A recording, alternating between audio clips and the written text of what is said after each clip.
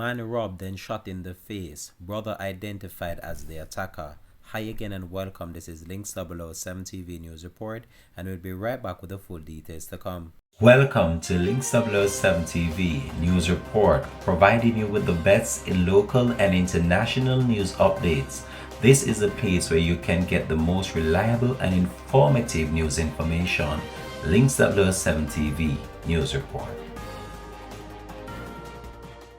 Welcome back and thanks for joining us. This is Links 007 TV News Report. A 47-year-old man has been charged after he was identified as one of 3 gunmen who robbed his brother and then shot him in the face, the police are reporting.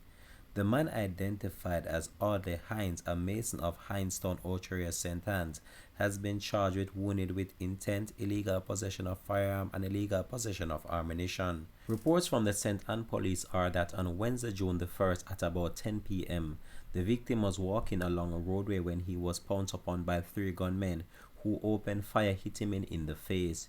During the incident, he recognized one of the individuals as his brother.